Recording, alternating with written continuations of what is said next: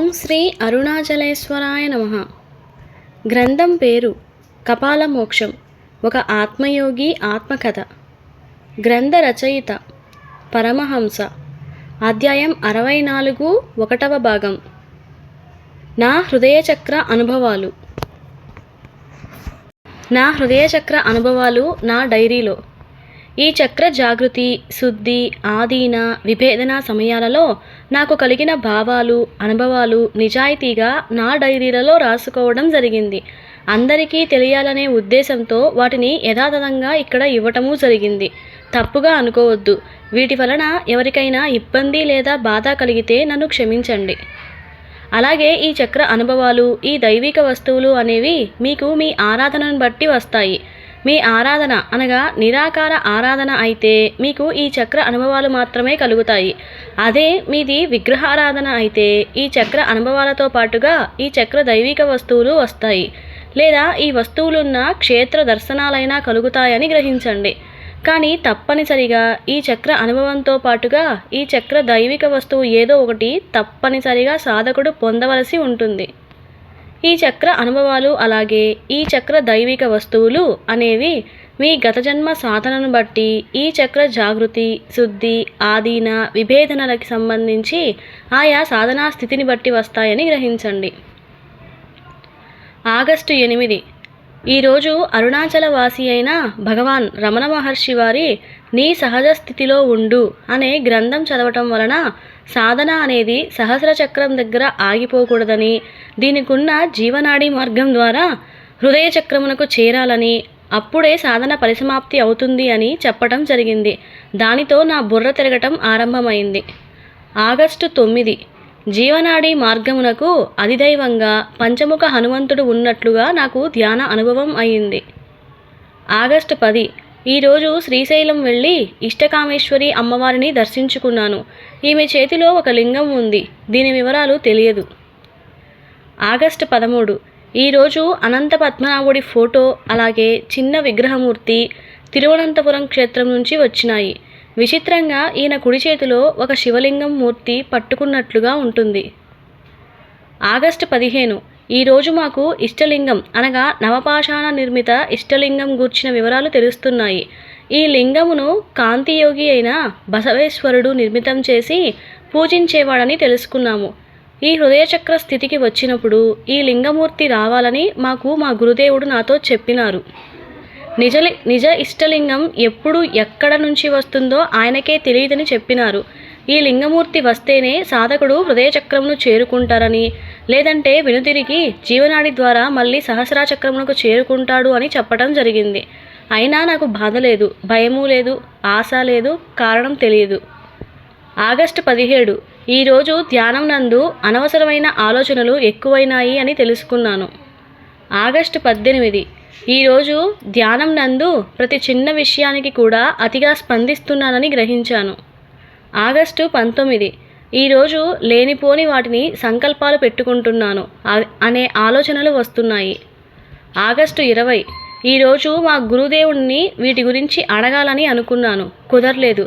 ఈరోజు నాకు ఇష్టమైన మిరపకాయ బజ్జీలు తింటూనే ఉన్నాను. కడుపుతో ఉన్న శ్రీమూర్తికి ఉన్న కోరికలాగా అన్నమాట. ఆగస్టు 21. ఈరోజు ఎందుకో నాకు ఇష్టమైన పదార్థాలు చేయించుకొని తినడం ప్రారంభించాను. కారణం తెలియటం లేదు. ఇష్ట పదార్థం కావాలా, భగవంతుడు కావాలా అంటే నా మనసు ఇష్ట పదార్థాలని కోరుకుంటుందని గ్రహించాను. ఆగస్టు 22. వీటి గురించి మా గురుదేవుణ్ణి అడిగితే హృదయచక్రం స్థితులని, ఈ చక్రం నందు ఆలోచన, సంకల్పం, స్పందన అనే పరిస్థితులు ఉంటాయని, అలాగే ఇష్టకోరిక మాయ ఉంటుందని, ఈ ఇష్టకోరిక మాయ ప్రారంభ స్థితి ఇష్ట పదార్థాలు తినటం అని, ఈ చక్రానికి అధిదేవతలుగా ఇష్టకామేశ్వరుడు, ఇష్టకామేశ్వరి, అనంత పద్మనాభుడు ఉంటారని, అధిదైవంగా నవపాషాణ నిర్మిత ఇష్టలింగం ఉంటుందని, దీనినే ఈ త్రిమూర్తులు పూజిస్తూ ఉంటారని, అందుకే ఇష్టకామేశ్వరిని దర్శించుకోవడం అలాగే అనంత పద్మనాభుని విగ్రహం మూర్తి రావటం జరిగిందని చెప్పటం జరిగింది. ఆగస్టు 25. ఈరోజు నా యోగమిత్రుడైన జిజ్ఞాసి విశ్వ ప్రయత్నాలు చేసి కర్ణాటక రాష్ట్రంలోని సర్పభూషణ మఠం నందు 400 రూపాయలకి 1 అంగుళ పరిమాణం నిజ ఇష్టలింగమును, 500 రూపాయలకి 2 అంగుళాల పరిమాణం ఉన్న ఇష్టలింగములను కొని నాకు అందించడం జరిగింది. దానితో నేను ఈరోజు నా సాధన అనుభవాలతో కపాల మోక్షం అను ఆధ్యాత్మిక గ్రంథ రచనకు పూనుకోవడం జరిగింది. ఆగస్టు 28 ఇష్టలింగమును మెడలో వేసుకుని నిత్య శివదీక్షాపరుణ్ణి అయినాను. దానితో ఈ హృదయ చక్రం స్థితిగతులు తగ్గటం మొదలైంది అని నాకు అనిపించసాగింది. సెప్టెంబర్ 10 విచిత్రంగా ప్రతి చిన్నదానికి ఆవేశపడటం, అలాగే ప్రతిదానికి ఆశపడటం గమనించాను. కారణం తెలియదు. సెప్టెంబర్ 15 ఈరోజు ఎందుకు కోడి మాంసం తినాలనే విచిత్రమైన కోరిక కలిగింది. బ్రాహ్మణులు మాంసం తినటమేంటో. సెప్టెంబర్ 18 ఈరోజు చేపల కూర తినాలని ఆశ కలుగుతోంది. ఇదంతా నా మెడలో ఉన్న ఇష్టలింగ యోగమాయ పరీక్ష అని నాకు అర్థమైంది. సెప్టెంబర్ 20 ఈరోజు నాకు ధ్యానం నందు నా దగ్గర ఉన్న 2 అంగుళాల ఇష్టలింగం విడిపోయి అందులో నుంచి దివ్యకాంతి బయటకు వస్తున్నట్లుగా ధ్యాన అనుభవం అయింది. విచిత్రంగా అనిపించింది. సెప్టెంబర్ 25 ఈ మధ్య ఎక్కువగా ఈ ఇష్టలింగం ధరించిన దగ్గర నుంచి చావు భోజనాలు ఎక్కువైనాయి, మైల భోజనాలు ఎక్కువైనాయి. అయినా ఈ లింగం అశుద్ధి కాకపోవటం విచిత్రంగా ఉంది. సెప్టెంబర్ 28 ఈ లింగం గురించి బసవేశ్వరుడు చెప్పిన నియమాలు తెలుసుకోవటం జరిగింది.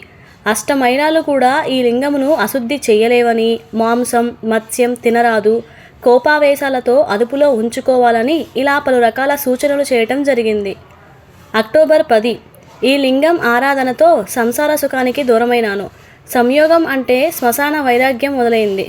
కారణం తెలియదు. అక్టోబర్ 12 ఈరోజు దేవీ నవరాత్రులు ప్రారంభమైనాయి. ధ్యానం నందు అమ్మవారు స్వయంగా నా మెడలో ఉన్న ఇష్టలింగం ఆరాధన చేస్తున్నట్లుగా అగుపించింది. విచిత్రంగా ఉంది. అక్టోబర్ 15 ఈరోజు నా ఎడమ చెవి నుండి చిన్నపాటి అతి చిన్న శబ్దనాదం లీలగా వినపడసాగింది. అక్టోబర్ 28 నాకు తరచుగా వినిపించే శబ్దం గుండె చప్పుడుని పోలి ఉంటుందని గ్రహించాను. దీనిని గురించి మా గురుదేవుణ్ణి అడిగితే ఇది ఓంకారనాదం కన్నా అతి పురాతనమైన తుంకారనాదం అని, ఈ తుంకారనాదం ఉపాసనను పరమేశ్వరుడు చేసినారని, దీనిని నిశ్శబ్దనాదం అంటారని, ఈ నాద ఉపాసన సిద్ధి పొందితే హృదయచక్రం శుద్ధి అవుతుందని, ఆపై ఆధీనం అవుతుందని చెప్పటం జరిగింది. నవంబర్ 10 ఈరోజు నా ధ్యానం నందు నీలిరంగు అష్టదళ పద్మం కనిపించింది. హృదయ చక్రం అయి ఉంటుందని అనుకోగానే నాకు ధ్యానభంగం అయింది. ఎవరి గదిలోనైనా నీలిరంగు బల్బు పెట్టుకుంటే వారికి గుండె జబ్బులు అతి త్వరగా రావని ఈ మధ్యనే శాస్త్రవేత్తలు కనిపెట్టినారు. కానీ ఈ విషయం మన యోగశాస్త్రంలో హృదయ చక్రం నీలిరంగులో ఉంటుందని, తద్వారా హృదయ వ్యాధులు చేరవని చెప్పటం జరిగింది. నవంబర్ 18 ఈ నిత్యలింగ ఆరాధన వలన నా ముఖం నందు బ్రహ్మ తేజస్సు పెరుగుతుందని, అందరూ కూడా స్త్రీ పురుష భేదం లేకుండా నాకు ఆకర్షితులు అవుతున్నారని గ్రహించాను. నవంబర్ 25 ఈరోజు నాకు గడ్డం తీసుకోవాలని అనిపించడం లేదు. అలాగే తెల్ల జుట్టుకి నల్ల రంగు కూడా వేసుకోవాలని అనిపించడం లేదు. మమకార వ్యామోహాలు పోయినట్లుగా ఉన్నాయి. తెల్లని జుట్టుతో, తెల్లని గడ్డంతో, చిన్న లాల్చీతో ఉండాలని, శివదీక్ష పరుల్లాగా మారిపోతున్నానని, పరమయోగిగా అడుగులు వేస్తున్నానని నాకు అర్థమైంది. నన్ను నాలాగా ఉండాలి అని కొంతమంది ప్రయత్నం చేస్తున్నారని నా దృష్టికి, మా ఆవిడ దృష్టికి రావటం జరిగింది. డిసెంబర్ 10 ఈరోజు నాకెందుకో నేను అన్నింటి యందు స్పందనారాహిత్య స్థితికి వెళ్తున్నానని, అంతా కూడా సాక్షిభూతంగా చూస్తున్నానని, చేస్తున్నానని నాకు అనిపించసాగింది. క్షేత్రాలకు వెళ్ళటం పూర్తిగా మానివేశాను. నా మెడలో విశ్వలింగమైన ఇష్టలింగం ఉంటే ఇక క్షేత్రాలకు పని ఎందుకు? నా దేహమే దేవాలయం అయినప్పుడు వేరే భౌతిక దేవాలయాల దర్శనం ఎందుకు అని వైరాగ్య భావాలు కలుగుతున్నాయి. నిజమే కదా. డిసెంబర్ 18 ఈరోజు నాకు తెలియకుండానే ఎన్నో రకాలుగా పదార్థాలు చేసినను పూర్తిగా తినలేకపోయినాను. ఇప్పుడు అన్ని పదార్థాలు ఒక్కటే, వేరుగా లేవు. ఆకలి తీర్చుకోవడానికేగా. పదార్థం దాటితే కానీ నాకు యథార్థం తెలియరాలేదు. పదార్థ కోరిక మాయ దాటితే కానీ అసలు జ్ఞానం బయటకు రాదని నాకు అర్థమైంది. పాప మన బుద్ధుడు కోరికలే బాధలకి కష్టాలు కారణం అని తెలుసుకొని కోరికలేని సమాజాన్ని చూడాలని కోరిక పెట్టుకొని ఆగిపోయినాడు అని నాకు అర్థమైంది. డిసెంబర్ 21 ఈరోజు నాకు అన్ని విషయాలలో, బాధాకరమైన విషయాలలో అకారణంగా నవ్వు వస్తోంది. తెలియని అద్వితీయమైన ఆనందం వేస్తోంది. నాకు రెండుగా లేవు. కష్టసుఖాలు అనేవి లేవు. కేవలం ఆనందమే ఉన్నది. ఆనందమే కనబడుతుంది. ఆనందమే చూస్తున్నాను. డిసెంబర్ 25 నాకున్న స్థితి గురించి మా గురుదేవుడిని అడిగితే ఇదియే ప్రారంభ ఆనంద సమాధి స్థితి అని, ఇందులో 21 రోజులకు మించి ఉండలేరని, ఆపై ఉంటే శరీరం తట్టుకోలేక వినాశనం పొందుతుందని చెప్పినా కూడా భయం అనిపించలేదు, ఆనందం వేస్తుంది. మరణ భయం దాటిన ఆనంద మృత్యుంజయుడని నాకు అనిపించసాగింది. డిసెంబర్ 21. ఈరోజు నాకు ధ్యానం నందు అనంత పద్మనాభుడు సజీవమూర్తి లీలగా కనిపించి శూన్యం నందు లీనమయ్యింది. ఆ తరువాత ఇష్టకామేశ్వరుడు, ఇష్టకామేశ్వరి కూడా సజీవమూర్తిగా లీలగా కనిపించి శూన్యం నందు లీనమైనారు. ఆపై ఇష్టలింగం కూడా అఖండమైన దివ్య తేజస్సుతో కనపడి చివరికి కాంతిహీనమై శూన్యం నందు విలీనం అయినట్లుగా ధ్యాన అనుభవం అయింది. అంటే చివరికి వీళ్ళు కూడా శాశ్వతం కాదని నాకు అర్థమయ్యేసరికి నా ధ్యానభంగం అయింది. ఆనందం వేస్తూనే ఉంది. డిసెంబర్ 30. ఇంకా సాధన చేయడానికి ఏమీ లేదని, సాధించడానికి ఏమీ లేదని మా గురుదేవుడి ద్వారా తెలుసుకున్నాను. ఎప్పుడూ కూడా ఆనంద స్థితిలో ఉంటుందని గ్రహించాను. కొత్తగా కోరికలు లేనివాడిగా, కొత్త భావాలు లేనివాడిగా, కొత్త ఆలోచనలు లేనివాడిలాగా, కొత్త సంకల్పాలు లేనివాడిలాగా, కొత్త స్పందనలు లేనివాడిలాగా అన్నింటి యందు సాక్షిభూతంగా ఆనంద స్థితిలో ఉంటున్నానని గ్రహించాను. జనవరి 5. ఈరోజు నాకు ధ్యానం నందు బొటనవేలు కారణ శరీరం కాస్త అంగుళ పరిమాణ సంకల్ప శరీరంగా మారినట్లుగా ధ్యాన అనుభవం అయింది. ఇది ఎక్కడికో దేనికోసమో బయలుదేరినట్లుగా నాకు అర్థమైంది. ఎక్కడికో తెలియదు, కారణం తెలియదు. ఇంతటితో ఈ చక్ర జాగృతి, శుద్ధి, ఆధీన, విభేదన అనుభవాలు సంపూర్తి అయినాయి. కానీ ఈ అనుభవ భావాలు కలిగినప్పుడు నాకు వివిధ రకాల ధ్యాన, ప్రత్యక్ష అనుభవాలు అలాగే జ్ఞాన స్ఫురణలు కలిగినాయి. వీటిని ఒక చోట చేర్చి మీకు అందిస్తున్నాను. జాగ్రత్తగా చదివి అర్థం చేసుకోండి. ఇష్టలింగం ఇంటికి వచ్చింది.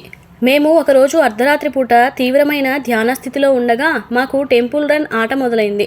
మహాశూన్యం దాకా అన్ని దృశ్యాలు కనిపిస్తూ దాటుతూ శూన్యస్థితి కనిపించసాగింది. ఈ శూన్యం యొక్క మధ్య భాగం నందు పరమ శూన్యస్థితి ఉన్నట్లుగా అనుభూతి కలగసాగింది. సుమారు 5 కిలోమీటర్ల పరిధిలో ఈ పరమశూన్యస్థితి పరిధి ఉన్నట్లుగా కనిపించసాగింది. ఇట్టి శూన్యంలో నీలిరంగు అష్టదళ పద్మం ఉన్నట్లుగా లీలగా కనిపించసాగింది. ఈ పద్మమును చూడగానే ఎక్కడో చూసినట్లుగా లీలగా గుర్తుకు రాసాగింది. అవును, నిజమే, ఇలాంటి నీలి పద్మమును చినమస్తాదేవి హృదయ భాగంలో ఉన్నట్లుగా గుర్తుకు రాసాగింది. అంటే మేము హృదయ కమలంలోకి ప్రవేశించినామని మాకు అర్థమైంది. అప్పుడు మాకు ఏదో లీలగా వినపడసాగింది. అది ఓంకారనాదం కాదని ఖచ్చితంగా నాకు అర్థమయ్యే లోపల మా కళ్ళ ముందున్న దృశ్యం అదృశ్యమైంది. ఇంతలో ఈ అష్టదళ పద్మంలో అంగుళ పరిమాణంలో అనంత పద్మనాభుడు కనిపించసాగినాడు. ఈయన చేతిలో పిసరంత రేణువు పరిమాణంలో ఒక నల్లని శివలింగం ఎంతో తెల్లని కాంతితో మెరుస్తూ లీలగా కనపడసాగింది. ఈ లింగం కాస్త మహాలింగంగా కనపడసాగింది. జూమ్లో అప్పుడు నలుపు నీలవర్ణం, కాకి నీలంలో లేదా ఇంద్రనీల వర్ణంలో కానీ లింగం ఉన్నదని, ఇదియే నవపాషాణ లింగమని మేము గ్రహించే లోపల ఈ దృశ్యం కాస్త అదృశ్యమైంది. బయటకు వచ్చిన తరువాత విశ్లేషణ చేస్తే లింగరూప రేఖలు మా మనస్సులో ముద్ర బాగానే పడింది. వెంటనే ఈ నాదం ఏమిటో నాకైతే అర్థం కాలేదు. అప్పుడు దీనికి సంబంధించిన వివరాలు ఏమైనా ఉంటాయా అనుకుంటూ పురాణాలు, గ్రంథాలు తిరగవేస్తే మహాశివ పురాణంలో మహాశివుడు చేసిన శబ్దమే తుంకార నాదమని, ఈ నాదం మన హృదయ చక్రం నందు వినపడుతుంది. ఇది ఓంకారం కన్నా అతి చిన్న శబ్దం అని గ్రహించిన వెంటనే దీనికి సంబంధించిన సైన్స్ గ్రంథాలు తిరగవేస్తే ఓంకార నాదానికి 7 మెగాహెర్ట్జ్ ఉంటే ఈ తుంకార నాదానికి 4 మెగాహెర్ట్జ్ శక్తి ఉంటుందని, దీని శబ్దమును సాలెపురుగులు చేస్తాయని, తన తోడు కోసం మగ సాలెపురుగు సంగీతంతో ఈ నాదమును చేస్తుందని, ఈ నాదమును ఆడసాలెపురుగు తన కాళ్లతో వింటూ ఈ శబ్దనాదం చేసే మగసాలెపురుగు దగ్గరికి చేరతాయని తెలుసుకునేసరికి నా కళ్ళు తిరిగాయి. ఈ నాదం గురించి రామకృష్ణ పరమహంస అయితే ఒక నల్ల చీమకి ఒక చిరుగంట కడితే ఎంతటి శబ్దం చేస్తుందో అదే ఈ నాదమని చెప్పటం జరిగిందని, అలాగే శ్రీ శంకరాచార్యుల వారైతే అమ్మవారి ఎడమ చెవి కమ్మల కుండలాలు గాలికి కదిలితే వచ్చే నాదమే ఈ నాదమని చెప్పడం జరిగింది. అదే లాహిరి మహాశయుడైతే గుండె చప్పుడు శబ్దమే ఈ నాదమని చెప్పటం జరిగింది. ఏది ఏమైనప్పటికీ ఈ నాదం ఓంకారం కన్నా చిన్న నాదమని, ఇది మిన్న అంతిమ నాదమని గ్రహించినాను. ఈ నాదం వినటానికి దాదాపుగా 3.5 సంవత్సరాల పైగా శబ్దబ్రహ్మ సాధన చేయవలసి వచ్చింది. ఆ తర్వాత నాకు ధ్యానం నందు ఒకరోజు అర్ధరాత్రి పూట హృదయ చక్రంలో నీలి కమలం కనపడసాగింది. గూగుల్ తల్లి ద్వారా ఈ లింగం ఏమిటో, దీనికి పేరు ఏమిటో, ఇది ఎక్కడ దొరుకుతుందో, దీనిని ఎవరు పూజిస్తారో వివరాలు సేకరణ మొదలుపెట్టినాను.